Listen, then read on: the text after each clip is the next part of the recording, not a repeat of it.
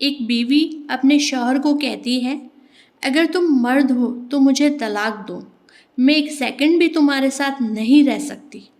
اس کا شوہر خاموشی سے اس کی بات سن کر نظر انداز کرتا رہا، لیکن اس کی بیوی نے پھر کہا کہ تم مرد ہو تو مجھے طلاق دو۔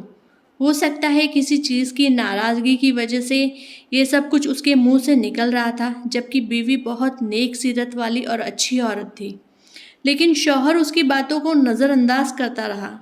تب بیوی نے کہا کہ مجھے اب بھی تمہارا جواب چاہیے۔ آخر میں شوہر نے مجبور ہو کر کچھ لفافے میں لکھ کر بیوی کو تھما دیا اور کہا، جاؤ تم ابھی اپنے مائکے جاؤ، اور میں نے ثابت کر دیا کہ میں ایک مرد ہوں۔ بیوی نے اپنا سامان پیک کیا اور مائکے کی طرف چلی ہوئی بڑی اداس لگ رہی تھی۔ جب یہ بات لوگوں تک پہنچی، کسی کو یقین نہیں ہوا کہ آدمی تو بڑا نیک دل اور رحم دل انسان ہے، یہ کیسے ہو سکتا ہے کہ وہ اپنی بیوی کے ساتھ ایسا برتاؤ کرے۔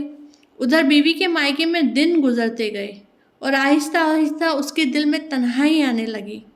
پھر ایک دن اس نے اپنے شوہر کو فون کیا اور رونے لگی اور کہا، تم میرے سب کچھ ہو، میں تمہارے بغیر نہیں رہ سکتی، میری جان ہو، میری روح ہو۔ پھر آدمی نے کہا، تم آخر مجھ سے چاہتی کیا ہو؟ بیوی نے کہا، میں غلط تھی۔ آدمی نے جب دیکھا کہ بیوی اس کے دکھ کا اظہار بڑے زور سے کر رہی ہے، تب آدمی نے کہا کہ جاؤ وہ لفافہ کھول کر پڑھو تو صحیح جو میں نے تم کو لکھ کر دیا تھا۔ اس نے جب لفافہ پڑھا، اس میں لکھا تھا کہ اگر آسمان زمین پر بھی گر جائے پھر بھی میں تمہیں ہرگز طلاق نہیں دوں گا۔ یہ پڑھ کر بیوی رونے لگی، بہت زور سے رونے لگی اور روتے ہوئے کہا، اے میرے سرتاج، آپ تو مردوں کے مرد نکلے۔ آپ دیکھیں کہ کس طرح بات ہی پلٹ گئی جب شوہر نے اپنے غصے پر قابو کیا اور اپنا گھر برباد ہونے سے بچا لیا۔ اصل میں اللہ کی طرف سے جوڑیاں ہی ایسی بنتی ہے کہ اللہ میاں بیوی دونوں میں سے ایک کو صبر کا دامن تھما دیتا ہے اور گھر برباد ہونے سے بچ جاتا ہے۔